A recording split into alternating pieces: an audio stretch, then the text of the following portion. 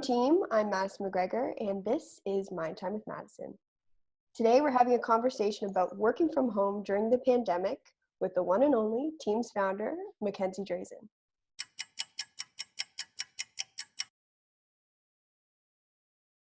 We were talking about sleep and how important it is, I guess, especially during this pandemic, to get sleep. And I know that you have some really great practices that you do for sleep, and I think in general you have a lot of great information you've gotten about sleep, and I'd love to hear more about it.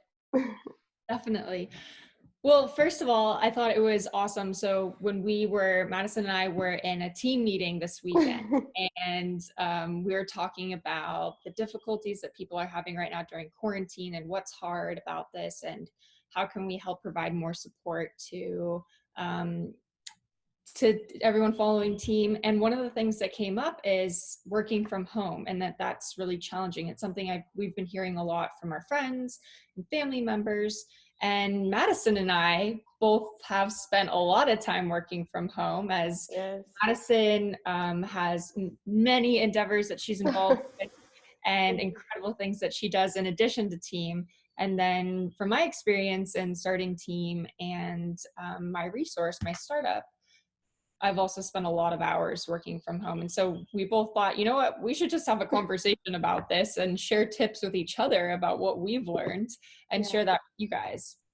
Absolutely. Yeah. And Mackenzie's been really helpful, even with just, she'll always be sharing on her calls, what she's learned, or even the smiling part that you were talking about, which is very helpful, I think, at this time.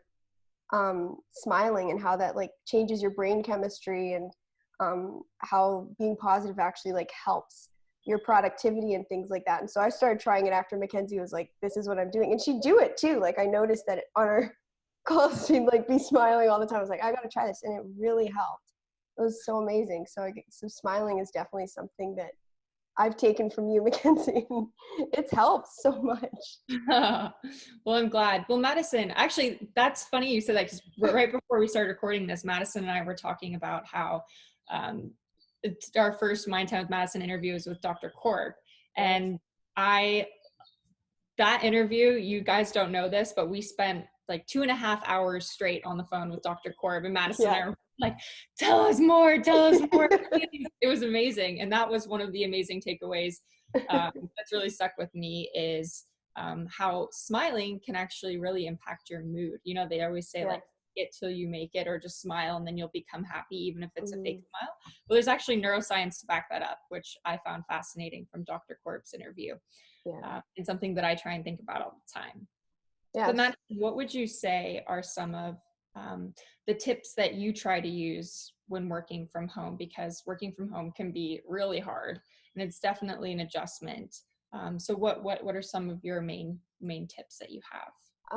I feel like the main tip is having a routine, and especially a morning routine. I'm not great with sleep. I'm not consistent, and so I have cystic fibrosis as well. And so one of the unfortunate symptoms of cystic fibrosis is coughing at night. And so a lot of times I would be like, okay, I'm going to go to bed by 10 p.m. And I'd get in bed, and next thing I know, I'm coughing for an hour straight. And so it really interrupts my sleep. And so one thing that's been really helpful is just having the morning routine, regardless of what time it is, because unfortunately I don't get to really be consistent with what time I'm going to wake up, because it doesn't always happen that way, and I need 8 hours of sleep. So sometimes I'll sleep in and only wake up at 10 a.m. That's my wake up time sometimes. So having that morning routine really helps me reset and recover from the night. and it can apply to anybody who's had we all have bad nights.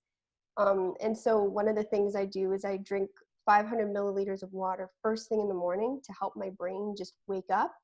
And recently I was actually doing an interview for Mind Time with Madison, and I was dehydrated and passed out during the interview, and it was very scary for everybody. And that really made me realize how much I needed to hydrate. It was literally water. As soon as I started drinking water, I felt better. And the reason I fainted that day is because I had less than a cup of water, and then I worked out and all that sort of thing. And so now I'm very diligent about making sure I have enough water, and it's been really, really helpful.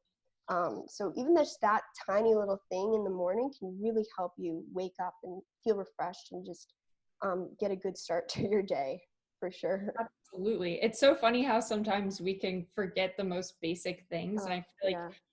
being in one place for long periods of time almost it makes it easier to forget these basic things that you think of because you just assume that you're doing them. And when you're running around and going from the office to a meeting or whatever your day might entail, I feel like it's easier to keep up with all these little things, which actually doesn't really make much sense now that I say it out loud, because you think that then you would forget. But for some reason, I know, at least for me, I'm more diligent about making sure I do all these small things and plan more in advance because I know I need to.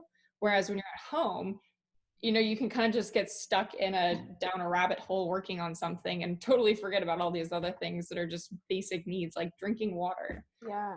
And like, how do you, because it seems like you're very good at like staying like consistent and persistent with those habits, like those great tips you shared in the video about the 5 tips. How, like, were you always like that? Like, how did you get to be so consistent with those productive, positive habits when you're working from home? I would say that I developed those techniques out of desperation Mm, because I didn't have an option but to work from home. mm, And it was hard, and it was really difficult for me to focus, and I was struggling to focus during the day. And then at night, when I'd finally be done for the day and want to sleep, all I could think about was my work. mm, And I wasn't able to then get the rest so that I could focus the next day. And it's this whole negative cycle, which yeah. I'm sure a lot of you have felt now that we've all been in quarantine for a while. Mm-hmm. And so it was really out of necessity that I started to try and talk to other experts and learn how other people managed their work from home hygiene, because it's so important to sleep and to relax and to be able to turn off. But I found that was really challenging to do. And it's hard to stick to these routines and to be really diligent. And I'm not always the best at it either, but it really makes a difference when I do try and stay really rigorous with myself. I notice a huge impact on my productivity. It really increases when I can make sure that I stick to my morning routine. I'd say my biggest tips are to, when I get up, just like you mentioned, have a routine. So I try and wake up during the week at the same time every morning, Mm, and then I eat breakfast, I work out, and then I take a shower and I get dressed as if I were going to a meeting mm, uh, or at an office, even if, you know, the only person who's going to see me is my dog. yep. And that really helps me. Like you said, you know, you get in the zone. It's a shortcut for your brain to trigger that now we're going to work. And I make sure to only do work in one area of my house. And so that's another shortcut for my brain to know when I go into that space, it's work time. And then if I'm going to take a break, I leave my workspace and I go to one of a relaxed space that's not the workspace. And having these separation of spaces is a really important piece to this, and that I found is very helpful. And what do you do to relax and decompress? To relax and decompress, for me, I spend all day, really, I'm by myself for the most part when I'm working from home, and very much in my own head, in the zone. And I like to work like that. I spend a lot of time on the phone talking with universities and counseling centers and students, but there's some, you know, it's you're alone in your own silo. And so whenever I'm done working, I like to go and hang out with friends and be with Mm. people. I don't really get that during the day. It seems like that's a really good tool to use, like, is simply just like socializing. And especially now, it seems like you can still socialize even though like we're not physically present, we can still be socially present. What are some ways that you have been keeping up with your friends and loved ones during this time? Yeah, absolutely. It has been hard because it's definitely not the same Yeah. not being able to see people in person, but been doing a lot of Zoom calls with friends and FaceTimes and organizing. My favorite actually has been Quiplash tournaments, which is there are different like games that you can play amongst a group of people virtually, live, so you can see everybody. And that's been a lot of fun, That because sounds so something cool. my friends always do is we do game nights together, which I love. So Oh, trying to reenact that virtually. that's so cool. So it's called, what is it called again? Clip. Quiplash. I mean, there's also a house party. There's all kinds of like different drawing games or charades, even trivia, which is all fun. And so you guys Zoom while you do that, or is it on an app that you guys do? Sorry, I'm like really this. I've never heard of Yeah, this before. it's built into Quiplash. I think is a website, Okay. and there are like house party. It has the video. It's all built into the app. Oh, okay. Okay, yeah, that sounds like so much fun. um, I'm gonna look at the questions here because I think I'm some more. Um, no, working, relaxing. You also shared that you learned from a therapist on how to label your emotions and how that literally like works for magic for you. Um, what are some like how do you deal with when sometimes like you get caught up in your emotions? How do you bring yourself back? Um, when it kind of goes a little too far sometimes. Absolutely. One of the tips that my therapist taught me is anytime that you're feeling overwhelmed or anxious, or a lot of times for me, I'm constantly doing things that I wish I had more time to prepare for, Mm, or I don't feel like I'm the best person to do it. But mm, at the end of the day, if I don't do it, no one else will. So mm, I have to do it. mhm. And what I do is I will say out loud to myself or write down, I'm feeling X, whatever it is. And just by saying it out loud or writing it down, it it feels like a release in many Mm. ways. And it sounds simple and a little bit silly, but it really works. So I've developed a habit of doing that, and it's made a big difference.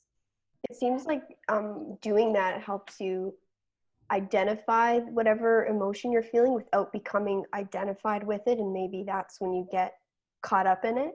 I actually tried that last night after watching your video with Ava and Elle, my sisters, and it helps so much. Like I literally had a moment, I was like, it is magic.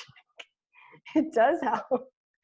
We were talking about relaxing earlier, Yes. and how important it is to take a moment, to take a break, and to stop working. And that's challenging when you're at home, because it's easy to get stuck in that loop of always thinking about work. What are some of the things that you do to relax? Yeah, one of the things that I do recently discovered is I try to connect with nature as much as possible. And even if I can't get outside, even if it's just the elements of nature. So if I like go by and just take in the sunlight in a window, or if I like take a shower and like feel the water on my skin, things like that seem to really calm me down because I'm very anxious a lot and I get overwhelmed very easily. And so yesterday I was reading something. I had to read through this whole document. There's so much information on it. And it seems like a lot of you out there are probably like feeling that way, like reading stuff about COVID-19 right now and just trying to sort through and process all of this information. And I got so overwhelmed that I just couldn't even think. And I labeled the emotion and I was like, okay, I'm feeling overwhelmed. What can I do to just like decompress and change this overwhelm? And usually I'd like hug my sisters or my mom just to like, for some reason, physical touch just calms me right down, but they were all busy. So I was like, okay, what else do I do?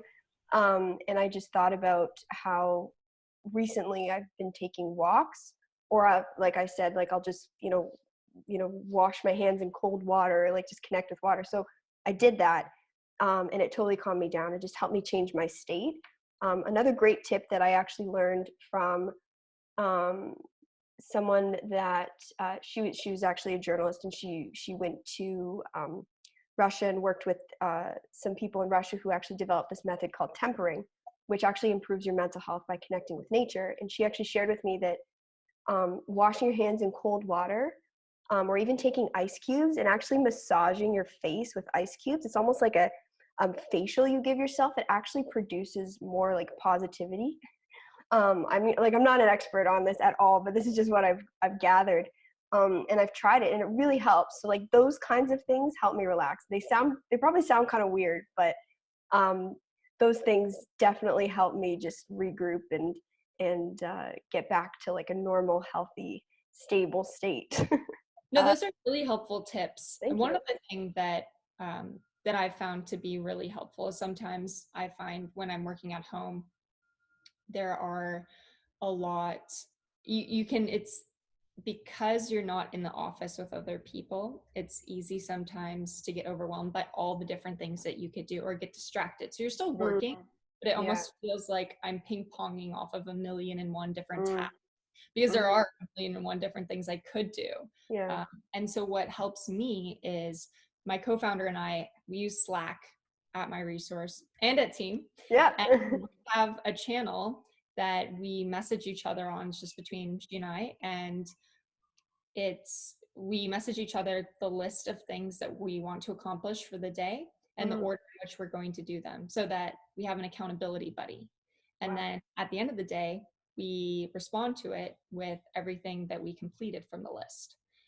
And this is really helpful in two ways. One, I'm taking a tip from all those workout challenges that you do with friends and you're sharing data with each other, which are fun to do, especially during quarantine. But um, it's like that concept. It's sharing that information with each other so that you know that someone else is holding you accountable, that's rooting for you. And then it also gives you a sense of accomplishment, because there are so many things that need to be done. Mm. The list could go on forever. I could work nonstop 24/7 and never get it all done. And that's hard, because it's sometimes I finish the day and I've worked really hard and I feel like I haven't accomplished anything because there's still Mm. so many things that need to be done. Mm. And creating this list keeps me accountable, but it also gives me a sense that I've accomplished something, Mm. and that helps give me some peace of mind. Yeah. Oh my gosh, that sounds like such a good idea. I have to try that now. I'm gonna try that. You could even do that. Like, I'm thinking, like, you could even do that with anything. Like, even if it's schoolwork or any of that. That sounds so. I want to try that now. You guys are smart. We can create a Slack channel. Yeah, we could. Yeah, you know what? We should. We should do that. We'll do that. Sorry, I'm getting questions. Um, oh, okay.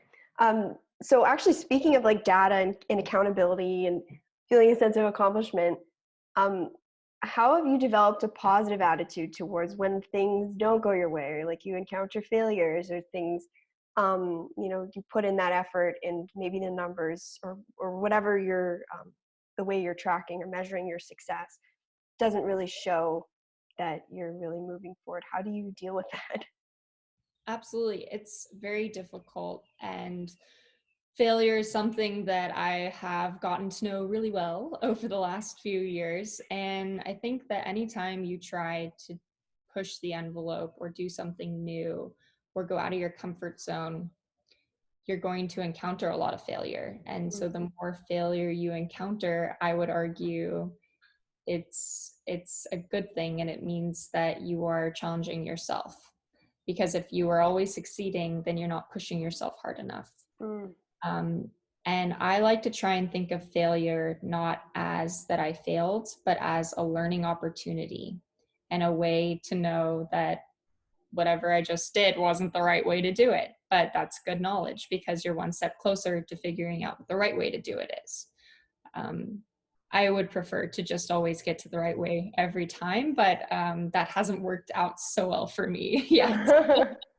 it sounds like That to happen. yeah, it sounds like you've got kind of like an experimental approach to it, and it seems like that makes it so much more fun, like experimenting to find the right thing instead of being like, I gotta, do the right thing, I guess. That sounds like it takes the pressure off. Definitely. And I make sure it doesn't make it any less frustrating, I have to say. Mm, It's still hard. But what helps me is that, you allow yourself a second or a couple minutes to be upset about it, and then I'm done. And mm, then I switch to, I do like a post-mortem of my mistakes, and I write down, okay, what happened and what do I need to do differently next time, and identify where I made mistakes. And then that way, you don't want to make the same mistakes again and again and again. And then that's when failure is not helpful. But when you look at failure as a learning opportunity, then growth comes from that. And it's a really positive thing that you messed up because you can learn from it. But it's important to take that time to reflect and to learn and then try something different next time. It sounds like that reflection for you too is a way for you to, similar to the emotions, like it helps you identify what happened instead of being like identified with it. And it almost seems like it gives your brain, excuse me, peace of mind. Absolutely. In some way. And it ties back to what we were talking about earlier about like identifying the feeling. It kind of has a similar effect when you write it down. It helps you release it and move forward. That's great, because it sometimes, like, people, there's that saying, it's like learning's painful, but it seems like approaching it in that way, it can also kind of feel good too, in a weird way. So that's yeah, that sounds really cool. I need to do that more often too, because I get so caught up in failures, like especially when I was like first started, because I did homeschooling, and you did too. We were both homeschooled. So we've been doing this for a while now, but like when I was like 14, I remember I would get so easily caught up in like just the smallest failures, and then I'd be like out of energy to finish my schoolwork or like anything that day. And that technique would have helped me a lot for sure, in not getting as like overwhelmed with my failures or perceived failures, for sure. And it's definitely easier said than done. What I found is when I get stuck, writing down a list of, okay, here's what I want to change, because I'm a very self-aware person, and I'm obsessed with growth and learning. And if I don't have someone giving me constant external feedback, this is not really a healthy thing, but I then turn to myself like, okay, what do I need to change? What do I need to change? What can I do to improve?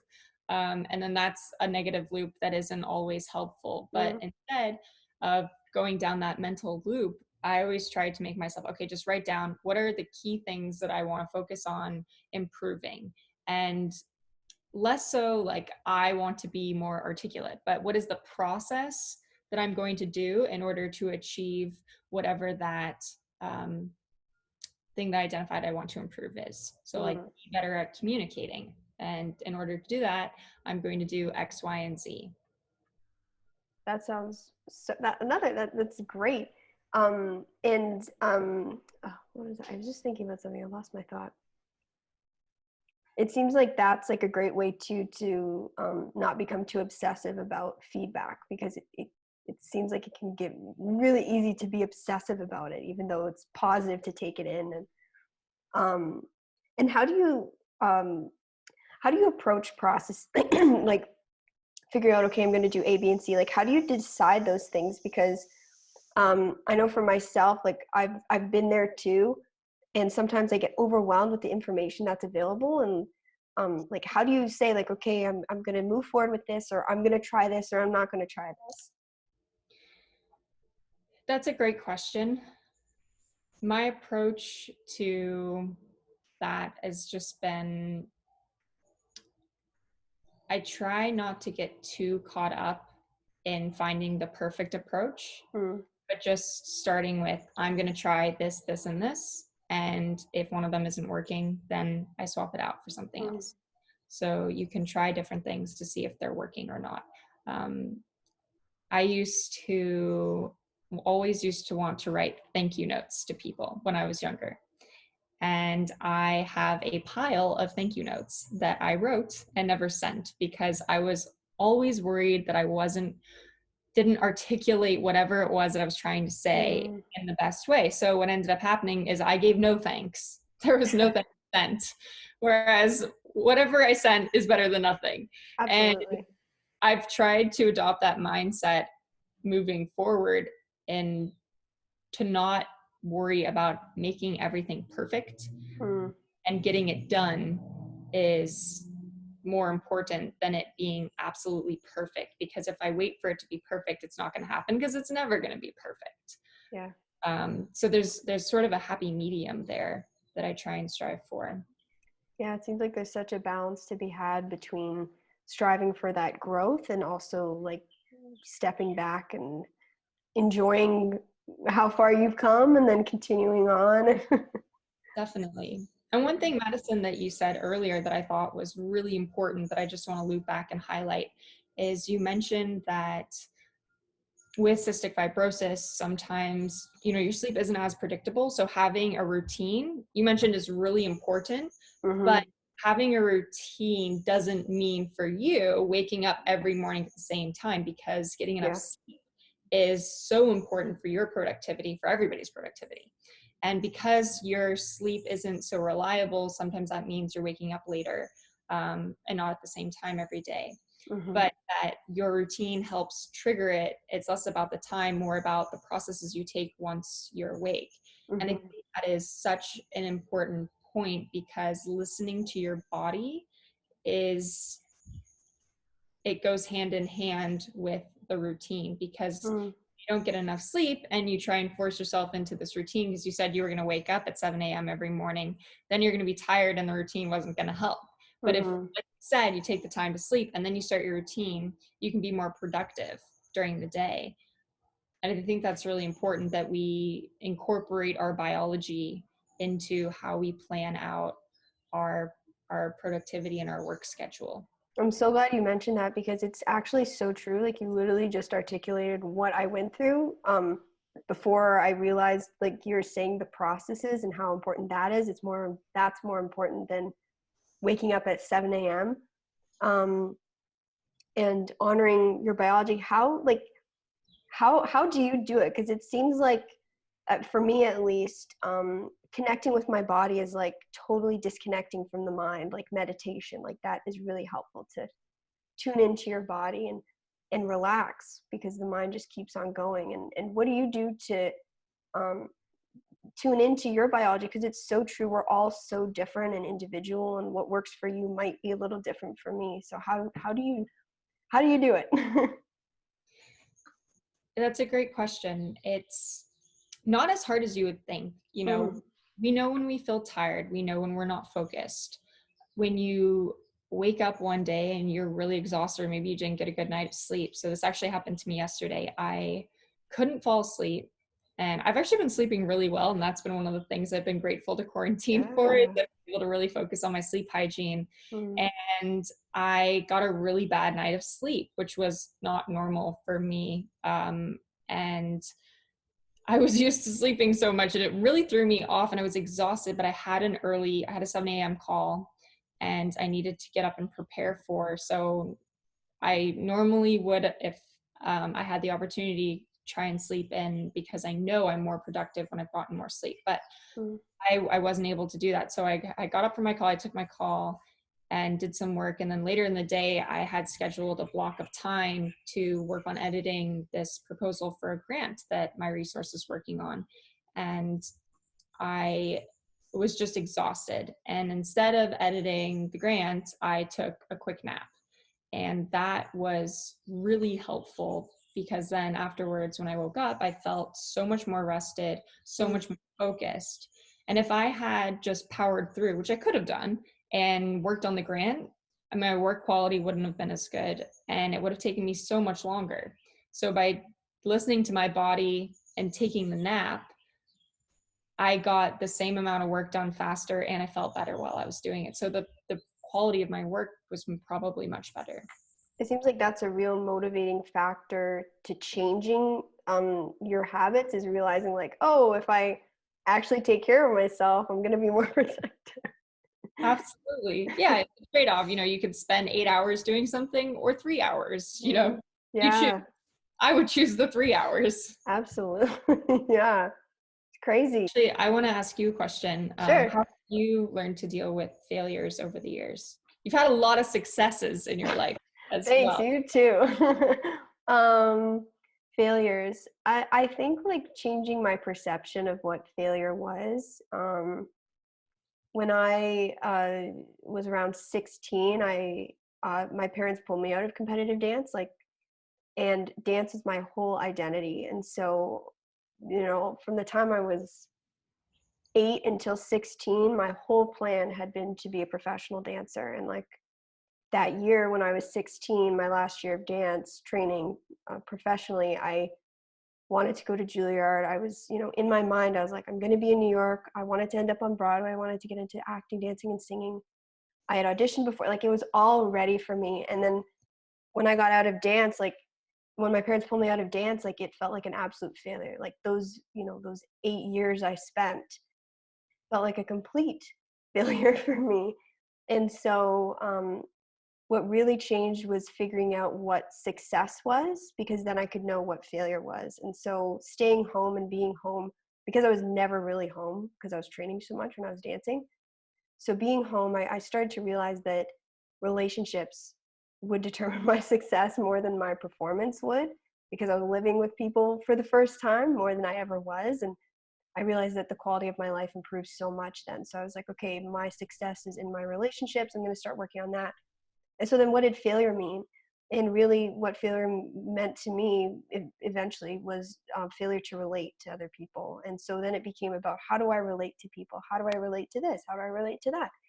And so it kind of changed the way I looked at things. And I realized that I could really have the same happiness I had dancing when I was talking to somebody or just being alone and meditating. And so going forward, like every day I tried to see, how I can improve my relationships, whether that's to myself or other people. And so failure would just be a failure to relate. And really it's just a learning experience. So then I realized, okay, well, maybe this, maybe that next time I won't say that to my mom, because I know that kind of hurt her feelings the way that I said that. So next time when I'm feeling that way, I'm going to try this other way just to see if we can communicate better. So things like that.